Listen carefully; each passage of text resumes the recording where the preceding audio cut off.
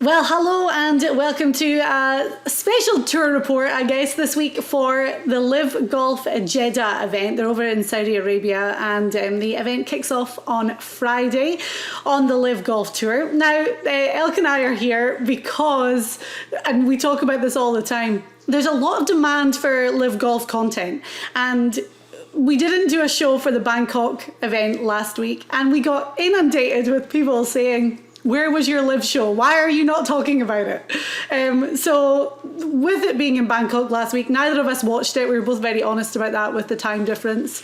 I guess the same problem that we're facing with the PGA Tour and the Zozo Championship in Japan this week. But Elk, we wanted to jump on. There's a lot to talk about. There's always a lot to talk about concerning LIV Golf, and we're going to address some of that today. Yes, indeed. Of course, wherever I go, Diane, even over at my club, I'm always inundated with people talking about LIV. Would I have gone when I was at my prime? Would I go now if they asked me? Of course, I'm way too old for LIV, but a lot of questions. What is the tour going to do? What's going to happen when they elevate some of these events on the PGA Tour, like the Memorial, like the Los Angeles tournament? Will the little ones like the Houston Open go away? Do they not want to be in their slot anymore? Will the tour force these tournaments to come up to 20 million and they've lost half their product? And is it an easier sell? It's not an easy sell, of course. So Jack Nicklaus had some interesting comments. We're going to talk about that in the show today, just about that subject I just talked about. But interestingly enough, the course they're playing this week, Diane, you'll tell us the past champions. We know Dustin Johnson has already won the race, the LIV race for the individual, picked up an cool $18 million. But isn't it funny, Diane, that Dustin Johnson and a bunch of others were released by the PGA Tour years ago to go play in this exact event on this exact course? So there's a little bit of the spokes aren't quite lining up on everything, as you would say. I know, and we'll talk about the event more. Royal Greens Golf and Country Club is the event. Dustin Johnson's won on this course twice at the Saudi International. Graham McDowell, he won here as well in 2020, and then Harold Varner won just earlier this year.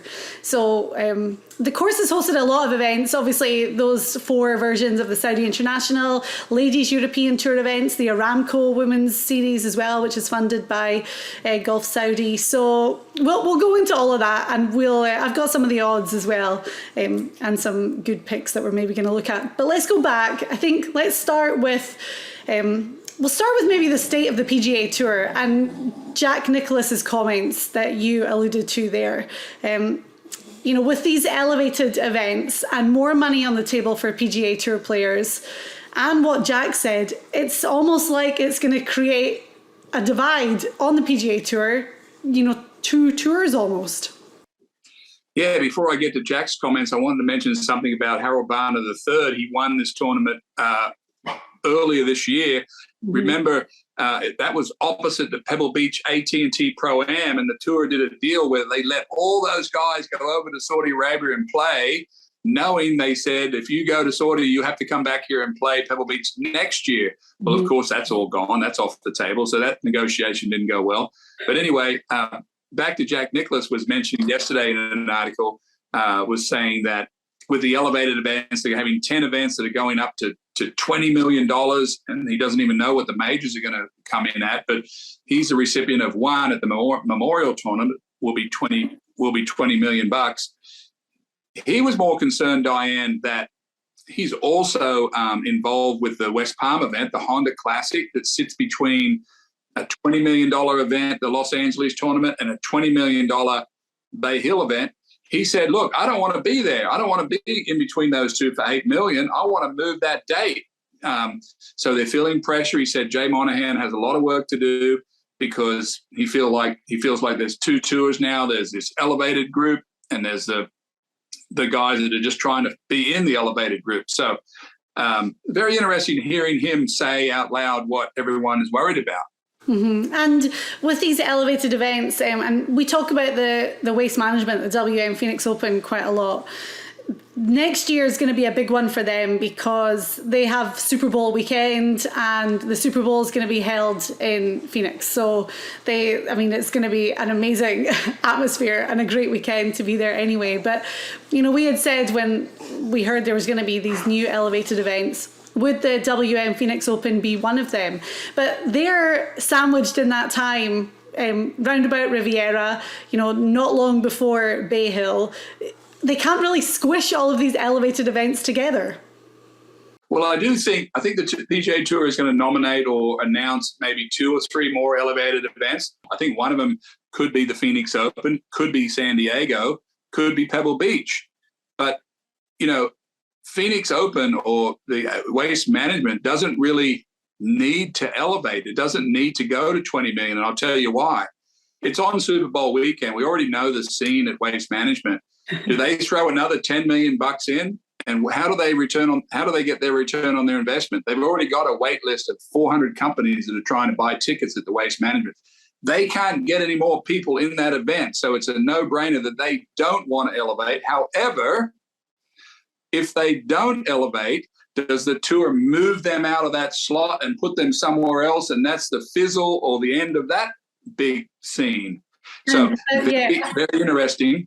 And how will the field suffer as well? Because they've always had a really stellar field, and they've lost a lot of big names that would traditionally go and play that event all the time. I mean, Brooks Koepka springs to mind immediately, past champion there.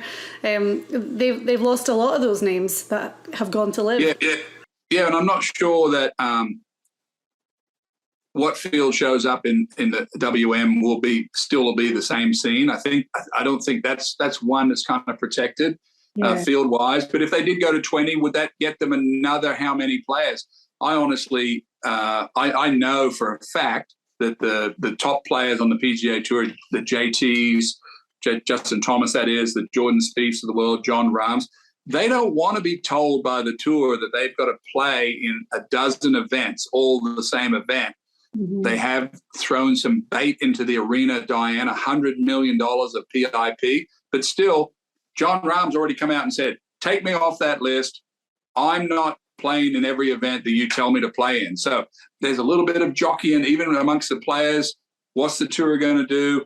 But it's all still up in the air, Diane. But there's no doubt when you have $15, $20 million events on the tour and the rest of them are 8, that's a big difference in hierarchy. And for someone like John Rahm, we saw it last week when he played DP World Tour in the Spanish Open, his home open, and he went on to win it. He's going to honour those commitments. Like he said, it was almost his duty that he had to go play in his national open. And then, of course, there's the Ryder Cup issue as well, in that he has to fulfil the criteria to be eligible to play in the Ryder Cup, which means he's going to have to go over and play DP World Tour events every now and again too, which by the sounds of it, he wants to do anyway. Yeah, Rahm's already stated, look, he said, I play these dozen on the PGA Tour or dozen plus the majors, that's 16. I like to play another 4 or 5 over there. He's not going to be told that he's got to play in XYZ in America to get inside of this program. He's just not going to do that. And I don't blame him. So they have the tour has its own problems, Diane, right now on negotiating and working its way through this scenario. The Houston Open, for example, is in the fall. I know for a fact that Jim Crane, the owner of that event, would like to be elevated. However, for him to be elevated, he needs to be in the spring. We used to be the tournament before the Masters back in the day. And if he doesn't, he may just pull the whole thing out. There may not be a Houston Open. So we'll see what's going on there. Okay, right. Well, let's jump over and talk about the official World Golf Ranking points on the LIV Tour. Because a couple of weeks ago, it was announced that they've got this new strategic alliance with the MENA Tour. And we were all like, what? Had you heard of the MENA Tour before this came out? I had not. Me neither. But interestingly, if I went over and played in a MENA Tour event, then I would automatically be getting world ranking points for playing that event because they were already certified as getting points. And I think the LIV Golf Tour aligned themselves with that because they were already certified by the official World Golf Rankings. But then the OWGR said that they they kind of sprung this on them and they didn't have enough time to really go through it. So no OWGR points were going to be awarded for the LIV Bangkok event or the LIV Jeddah event. And actually this event is the end of the season long, the 7 events that make up the LIV Golf season. We're going to talk about all of that a little bit later on and how it works. But so they haven't come out and said 100% no. And obviously this week we've heard from a lot of the players. Graham McDowell's been talking about it, Bryson DeChambeau, Harold Varner. I loved his comments actually this week in his press conference in Jeddah, because he was almost saying, like, we kind of knew what we were getting into. When we all signed with LIV, we knew that there was no official world golf ranking points up for grabs at that point. So, and I always enjoy his perspective. He gives a bit of a fresh perspective on it. But what do you think about this, where we're at with it all, and if LIV are going to be maybe having to modify their product to get these world ranking points? Well, I get this question every day, a lot of times, so I've given it a lot of thought. It's very clear to me that LIV Golf is trying to do pretty much everything they can to adhere to the regulations to receive points, whether it's align himself with the Mana. Is it the Mana? The Mana? Mana. With the Mana Tour. They are considering possibly having a cut. They're considering lengthening their fields a little bit. It's very clear that they're trying to cooperate on that side of it. It's also very clear when you go over to the official world golf ranking side of it, that they're not really that interested in helping them out. They're saying, look, here's our criteria. You've got to fit these, you've got to do these things if you want to be considered. And it may take a couple of years to do it. I think certainly going back to this side of it, the players are absolutely 100% good enough. It's a good enough product, good enough tour to receive points in some fashion. Going back on this side, I think official world golf ranking is scared to give them points because there could be a mass exodus of any of those tours to go to LIV for 5 times the money that they're playing for. So it's a very much of a cat and mouse. They could sit, I think Bryson DeChambeau or some of the other guys have said, if they wait too long, the points on LIV, all the guys like the Dustin Johnsons of the world, they're just going to keep falling. And if then they finally give them some points, they'll never make it back up again to get into the majors. And that could be the goal of this side, could be. Mm-hmm. But what about the argument that, and I'm guessing that LIV wouldn't be awarded full world ranking points anyway, even if they were, because the field size is so different. Like they have a field size of 48 players and they're talking about maybe introducing this cut where 3 players would be cut and then there would be 45. Also the 54 hole thing. I mean, is it fair for them to get world ranking points when they're playing less golf against way less people? It's a fair question, and I think if you listen to Greg Norman speak on this, which hardly anyone does, they're not opposed to maybe moving to 72 holes, maybe moving the cut line. Let's say it was 60 players and they cut to, say, 45 over the weekend, and let's say the 15 guys that missed the cut, they could still play and they'd be just playing for their team as opposed to playing in the individual event, could be something that's on the table.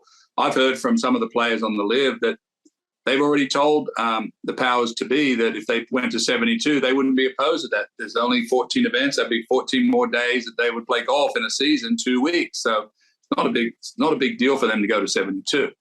Somebody, we went on our social media and said, if anyone had questions or comments to send them in. And somebody, I don't have the name in front of me, but it was a really good question to put to you. And it was, if you were playing on the PGA Tour still and you hadn't gone to LIV for your own personal reasons or you hadn't been approached to go, how would you feel about...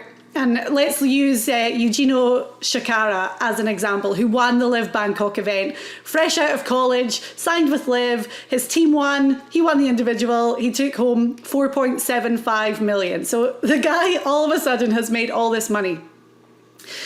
How would you feel if you were on the PGA Tour and he didn't only win all that money, but he got official world golf ranking points as well? Would you feel a little bit hard done by? It's a fair question. Before I answer that particular one, I'd say going back to Eugenio Chacarra, who came out of college, that's the best opportunity that any young player has to go to LIV, because they're not affiliated with any tour. They're just coming out of college. If they're good enough to get an invite to go to LIV, they probably should take it, because there's so much free money for them to get their hands on, and in this case, 4.75. Now, back to your question. If I was on the tour and I wasn't good enough to get an invite from LIV, that would tell me that I didn't have a lot of wins. I was probably a 60th to 125th player on the tour. I didn't get any money offered to me to be to LIV. Would I be mad about that? I don't think so. I mean, I'd still be thankful for the opportunity that I had to play on the tour. Mm-hmm. I mean, the first thing when you get on tour, Diane, is you've got to stay on it. Now, LIV doesn't have that problem. Let's take Jason Duffner, for example. He has major credentials, hasn't played any good golf. He didn't get an invite to LIV. I asked him, are you mad that you didn't get an invite? He goes, no. He goes, I'm the 400th ranked player in the world. They don't want me over there. I don't deserve to be anywhere. I've got to stay right here and prove it again one more time to myself and everyone else that I can make a check. So I hope I answered that question. Yeah. And I get it that it's very different for the different grades of people. The Eugenio Chacarra, I've really been quite invested in this, because it's, as you say, he didn't have an affiliation with another tour. So coming out of college, we talk about guys getting their first win on the PGA Tour being life-changing. He just won $4.75 million, which is insanity, really, when you break it down. But he hasn't had to qualify to get where he is, right? So a lot of these guys would come out of college. They maybe, if they were really well-known players, they might have had, I think of Cole Hammer, who you know well, obviously Texas boy, but he gets sponsor exemptions and pops up every now and again on the PGA Tour. But most of these guys have to go play either mini tours or get to Corn Ferry Tour, and they have to pay their dues before they get to the PGA Tour. So for him to have earned $4.75 million, it would have taken him years to do that if he'd gone through the rankings that I just discussed. So for him to get world ranking points, would it just be a little bit farcical? All of a sudden, this guy hasn't had to qualify for anything. He gets this offer from LIV. Fair enough, he beat some of the world's best and played great. But should he really be getting world ranking points? Should that even be a discussion? Well, he was the second-ranked amateur in the world when he went to LIV. My argument back to you would be that if Chacarra left college last year and didn't go to LIV, he would be entitled to the same amount of sponsor exemptions onto the tour that Cole Hammer did. Mm-hmm. He would probably get 5 unrestricted sponsor exemptions onto the tour. I think maybe even 7. I think it's 5. So to turn your argument the other way, Chacarra could have got invited just like Cole Hammer did. And if he played well in, say, the Phoenix Open where he qualified, he would get world ranking points, of course. If he won the tournament coming out of college, like Phil Mickelson did when he came out of college, same university, Phil came out and won a tournament in Tucson and went straight into the Masters. Yeah. Back then, because he beat everyone. Mm-hmm. So should Chacarra get exemption to Augusta for winning last week? No. He should not. But let me just say, I'm all for it. I think last week having Chacarra and Tom Kim winning on the PGA Tour, seeing these young guys go out there and beat the best players in the world on both these tours is amazing. And putting all the animosity aside between the PGA Tour and LIV, it's inspirational and should be celebrated, the fact that these young guys are playing such good golf to go out there and win. The question I have, and I don't know the answer to this, if Chacarra says, you know what, I've had fun over here, guys. I got $5 million in my pocket at the end of the next week in Miami or 2 weeks. I'm going to go play the tour. I wonder if the tour has any restrictions on Chacarra, Eugenio. In other words, if he says, I don't think they do. I think, for example, I asked my friend Stu Redson, who's the CMO at Waste Management, can you give Chacarra an invitation to your event in February? And he said, It's a good question. I don't know, but I would be assuming if he wasn't never going to go back to LIV, of course he could come play our event, and then he would be a PGA Tour member. And if he left, he would get suspended like everyone else. So it's an interesting question. Yeah, I don't know the answer to that either. I would love to know. But I don't think he's leaving when there's that kind of cash laying around on the floor. Especially when his team won as well. They're like, you're staying. We're going to protect you at all costs. Let's talk about LIV and the points and the fact that it was announced that Dustin Johnson won the individual points title already, which was a bonus of $18 million after the 7-event season. So we've been really looking into this and how it all works. 40 million is split between the top 3. So 18 million to the winner, 8 million to second, and 4 million to third. And this event in Jeddah is the final one where that money's up for grabs. So Dustin Johnson has already won. No one was going to catch him. He had 121 points from everything he'd played so far. The top 24 are awarded points, but what's really interesting is numbers 2 to 15 in those standings right now are separated by just 39 points, and whoever wins the event gets 40 points. So this week in Jeddah, there's not only the prize money and the 4 million to the eventual winner and the money for the team, but there's also this second and third season-long fund to play for, which is, I mean, we're talking silly money now. Yes, and for anyone to think that these guys aren't trying hard, those guys, of course, if you finish second on the points, you're going to gain 8 million. I think Brandon Grace is currently in second place. So if he holds his position, he makes another $8 million, and then the third place gets another 4 million, and everyone else below that gets 0. They will, of course, get their prize money for the week. There's 2 things going on. I texted with Greg Norman this week, only because his father passed away in Australia. Merv was a good friend of mine, 95 years old, had a wonderful life. And I asked him, what's at stake this week? I said, I'm doing a show. I want to get it right. He said, two things are at stake. The individual, as you just talked about, there's two guys up from two guys have a chance to make some big money, and then the seeding of the teams for the Miami event. Of course, we know in 2 or 3 weeks from now when they go to Miami, it's the final event of the LIV season. All the teams play against one another. Interesting format, Diane. They have a 4-ball team and they have an alternate shot team. And the rankings, the seeding will be number 1 is the 4 aces. They'll go into Miami number 1 seed. They'll get a bye in the first round. So they're all jockeying to get into this match play format at Miami. And why don't you tell us, Diane, what the teams make for the winning of that little contest? It is insane. So the team championship is the big Miami event, and the top 12 teams get to play. So then they're all playing for extra money, obviously. First, there's a 50 million purse for the team championship. First place team gets 16 million split 4 ways, and the team that finishes in last place in 12th gets $1 million split 4 ways. So for these guys this week, the ones that are roundabout kind of 12th and lower, like, they want to really make sure that they can get in there, because even if they finish in last place in Miami, they're still getting a $250,000 bonus each.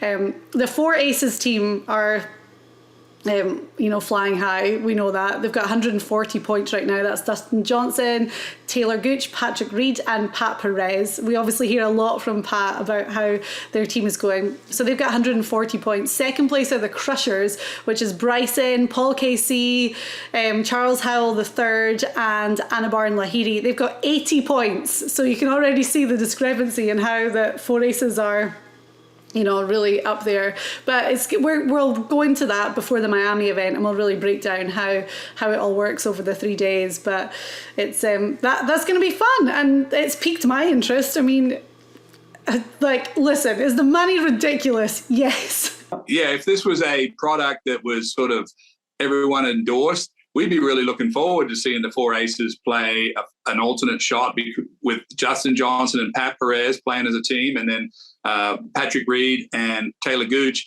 going against Bryson's team or going against Brooks Koepka's team.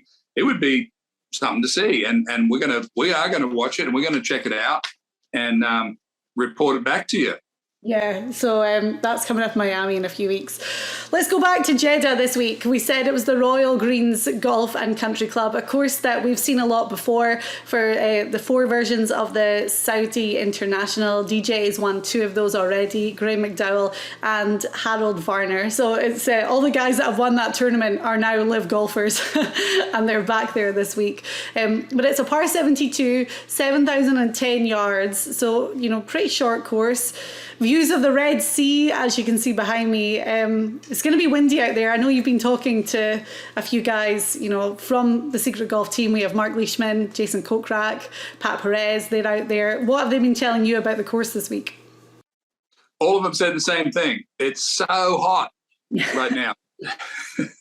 It's so hot. They're thinking about being in the fall in America, and now they're over there, and it's very, very hot. And the course is very soft right now. They do expect to have some wind as the week goes along. But a lot of players are familiar with this course, Diane. I asked them if they thought the scoring would be low, and they thought it would. But everyone is very focused on. I talked to them about the team event. They're very focused on getting seated correctly because, as you say, there's a lot of money at stake. And by the way, I was in the golf course the other day, and they were saying someone in my group was talking about. Are these players motivated to try hard when they're playing for LIV? And someone said, motivated? He said, have you ever played against a tour player at any place? He said, look at this guy. He's talking to me. He goes, he'll try to kill you for $5. So most tour players are very motivated when it comes to money, particularly, Diane, when you said if you can get into the 4 million or the 8 million this week, and there's 0 on the other end of it, they're going to be quite motivated. So, yeah, when LIV first started, that was one of the big questions. No disrespect to them, but I'm talking about like Ian Poulter and Lee Westwood and guys that were maybe approaching the end of their, not the end of their career, but the end of being like Ryder Cup heroes, I guess, on the European team, and what was going to be their motivation. But like, look at Dustin Johnson, look at Cam Smith. I mean, Patrick Reed even finished runner-up last week. Like, these guys there's a lot of motivation in the form of the cash for sure. But from what I've seen, the standard of their play has not slipped. Yeah, and when you mentioned Cam Smith, of course, we know he just won the Open Championship at St Andrews. He is exempt now for the majors, Diane, for the next 5 years. So that's 20 majors that we'll see Cam Smith allegedly, if as long as the majors. I feel like someone asked me the other day, do I think the majors will let these guys play? And my opinion is, I think they don't have to say a word. They only have one event per year. Whoever's exempt to get into their event should play. If they're not exempt, then they can't get in, obviously. And how long will it be before these LIV guys actually drift out if they don't get any points? Well, we know it'll be 5 years from now. We'll still have Cam Smith playing in the Masters and the other 3 in 2027. So Dustin Johnson, will they let all the past champions of Augusta come in? I don't feel like Augusta's going to push those guys out. Do you? I don't know. And Cam Smith, who has not won the green jacket before, but has always played well and had some really great finishes at the Masters, loves Augusta National. He's said openly that he'd be heartbroken if he couldn't play at the Masters, considering, obviously he is exempt with everything he's achieved. So for him, I mean, that would be awful, even for us. Like, do we really not want to see the world's best playing in the majors? It's a really, really tough call. Dustin Johnson, Cam Smith, Bryson, how are the majors going to be affected if these guys aren't playing? It's, I don't know, I feel very 50-50 on it, very split on it, because you want to see the world's best teeing it up in these 4 huge events every year. Yeah, and let me ask you a question. Considering your Ryder Cup team is quite not quite as strong as it used to be. We just saw the American team at the President's Cup, how strong they are. It's sort of like when we played against Scotland in cricket or in rugby. They go through different eras where we're super strong and then you guys are super strong because of the eras they go through. right now the Americans are absolutely loaded without any LIV players at all. Maybe Dustin Johnson, throw him in there. Maybe Bryson DeChambeau, that's a maybe. But Europe, Diane, Eugenio Chichara, would he be a great pick? Can Neiman play? No, Neiman's on our deal. Some of these guys, Sergio, would they want to be then back involved in a captaincy or a vice captaincy? Would you want to pull all those guys? Would you want to have that available to you, Diane? The world's best. I mean, I'm looking forward to a new European Ryder Cup team. So the likes of Poulter, Westwood, Sergio, I don't really care. I'm like, they're gone. Yeah, that's it. I've been following the DP World Tour over the last few weeks just to see, obviously, Robert McIntyre, the Scot, has been playing great. Eugenio Chichara, that has a long way to go. He won one LIV event after college. Long way to go before he would kind of prove his worth, I guess. But hey, I mean, after the performance that we saw in Bangkok, who knows? But I think it's going to be a different team. It's going to be a young team, and I think that's exciting. We have to be excited about that. And these guys are maybe seeing this like amazing opportunity to step up and fill some of these key roles. So we've got a lot of time to go yet, but I think it's exciting for sure. We have to be excited. If not, it's a bad state. Do you think that the official Golf World Ranking Committee will give points to LIV in 2023? I do think there's going to be some points allocated. I think it's going to be minimum points for sure, but I think that there will be some points allocated. Do you agree? I do. I think I do. There's so many good players on the LIV Tour. We see the difference that what it's done to the tour. The tour now has sort of fractured itself. They said, okay, we've got to keep up. We're going to have at least $10-20 million events. And by the way, the tour put the money out of their own pocket into Miami, into LA. They're not going to keep doing that. They raised the Players' Championships purse again, put $100 million into PIP. That's all a response. They're giving $500,000 to rookies that come on tour for expenses. They're paying $5,000 on a miscut. All the things that we talked about 20 years ago that we would like to have seen all came about because of LIV.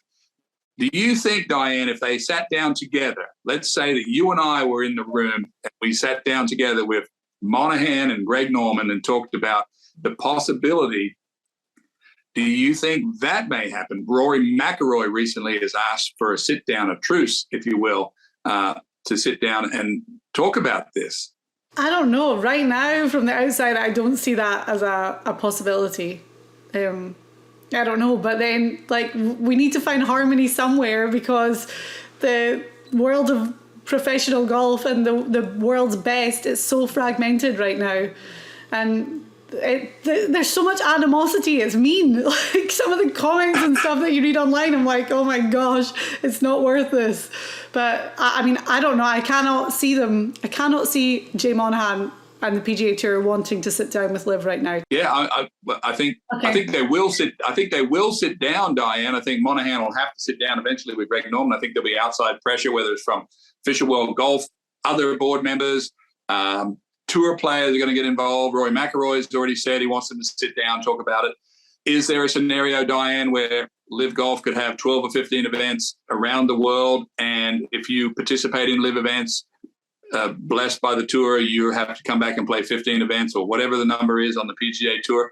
Would it be better for the fans if we all got to see all these guys together playing, 15, 18 weeks together? Yes, that'd be good.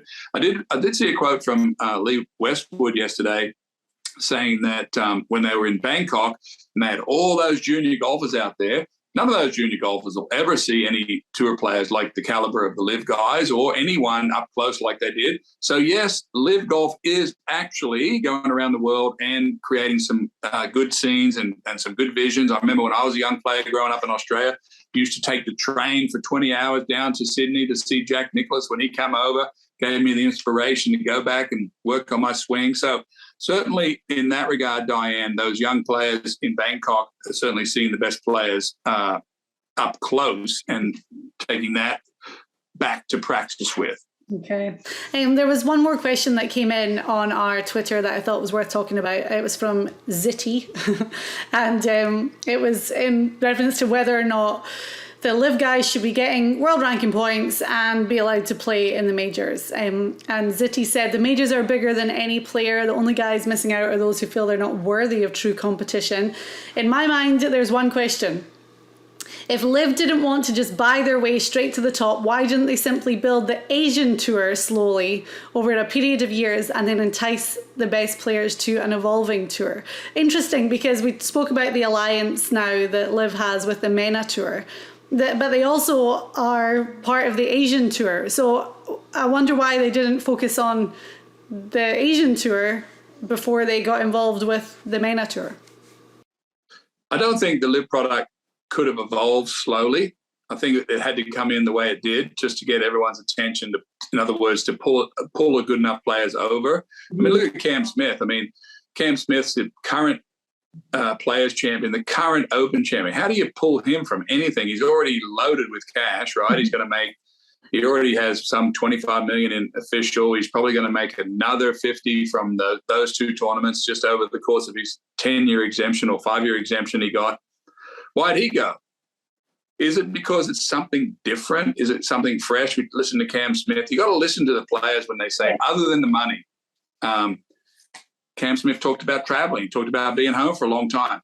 Mark Leishman talked about the opportunity to go back to Australia and play a lot of events. I mean, I don't want to keep saying things that other people are going to bash what they said, but they obviously are looking for fresh.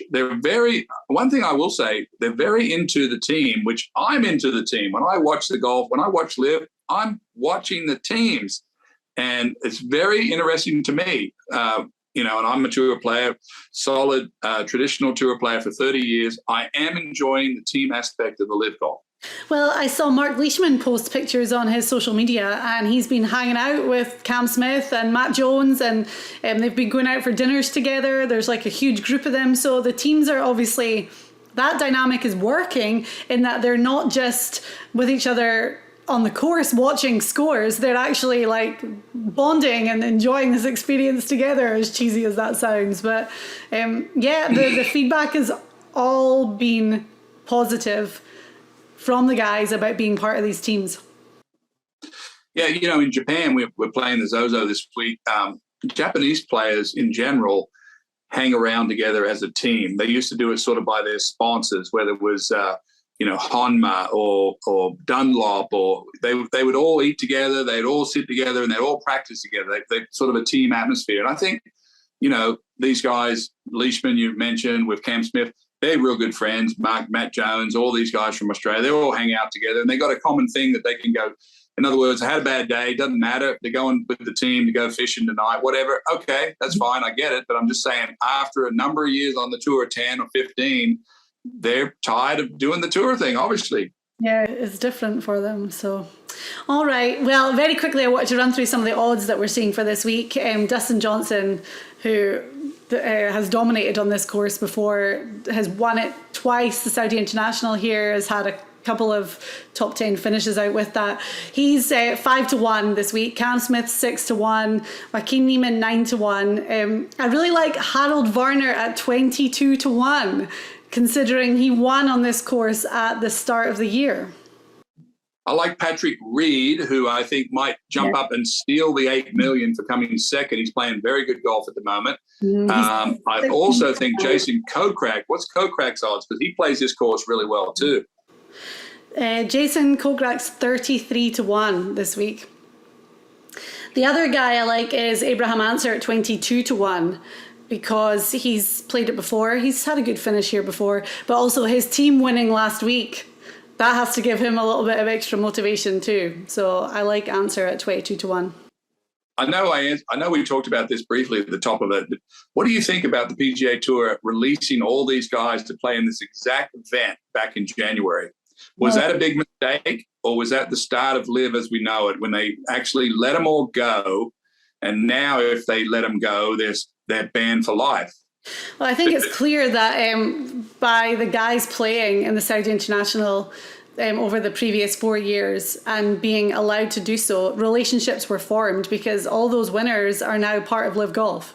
So, and Jason Kokrak, he had the Golf Saudi sponsorship after he played. So I think by the tour allowing them to get over and play, conversations were obviously had with Golf Saudi, and I don't know if Greg Norman was involved in or what, but the fact that these winners, DJ, Graham McDowell, Harold Varner, are all now LIV golfers, you know, that's not a coincidence. If I was on tour right now, Diane, and I was released by Jay Monahan to go play in the Saudi Invitational in January, where I had a chance to go over and play, and he let me go. The reason he let me go was it meant I'd come back. I would say to him, why don't you let me go play 6 or 7 more LIV events, and I'll come back and I'll play that on this tour. Why won't you do that? You did it for me in January. And the reason he currently is saying no is because it's a threat to the total product. We already know, by the way, I'll finish with this, the PGA Tour product's no good without all those guys. It's not as good. It's still okay, but they're getting killed in the ratings on these smaller events, and it's going to continue to do that because we, the fan, me included, and you, are going to watch those 10 or 12 super events that come on TV next year, Diane, with every top player that the tour's got. Do you think you'll continue to tune in for all the little ones? I will. Because my brother. And I will too. And I love golf. I love the PGA Tour, so I will. And right now with the fall series, it's hard because they're up against football, and football's back and rules. So on a Sunday, I mean, my husband is obsessed with both. So we have 2 TVs that we set up in the living room on a Sunday so we can watch golf and football. But I get it. It's a tough time of year. And obviously, you know, there's going to be these changes next year in the fall season. So it's hard. They're up against it right now. Once January rolls around and we kick off in Hawaii, I think things will be different. We'll start to get back to normal. But it's a tough time of year right now going up against football. So, Diane, you and I have both watched some LIV events, and we know all about it, of course. That's why we're on today talking about it, because we get a lot of questions. But if tomorrow and you haven't watched the LIV event, you go to YouTube.com and you put in LIV, and it'll pull it right up for you. But if you are tuning in for the first time, there's 2 big things that are at stake tomorrow. We're looking to see who's going to finish second in the points race. Brendan Grace has the lead. Bunch of guys coming in behind. Patrick Reed, you've got him in front of you. There's about 4 or 5 guys that have a chance to grab $8 million. And then you've got to understand that they're playing as a team, and those teams combined have their own leaderboard, and they're trying to get seeded for the big 40 or is it 50 million in Miami. So there's things to watch. Yeah, definitely. And I'm Eastern time zone. They're 7 hours ahead of me. So that'll be like 6 a.m. my time to get up and follow along. So it's going to be easier to watch LIV Jeddah than it is to watch the Zozo in Japan this week anyway, that's for sure. I'll be looking at a little bit of both. Yeah, me too. And, you know, I'm going to follow the PGA Tour, obviously. But, yeah, I'm always interested to see the comments that we get on our LIV Golf content. So I'm sure we're going to have a lot. This has been a nice long video and a good conversation about many things. But, you know, we encourage people to leave comments, and, you know, we're going to keep talking about it. We're going to have a lot to talk about in the run-up to the Miami team event. And it'll be, as you say, interesting this week to see who finishes second and third. But keep the comments coming. Thank you for the views and all the support. And yeah, we'll be back to talk about LIV Golf soon.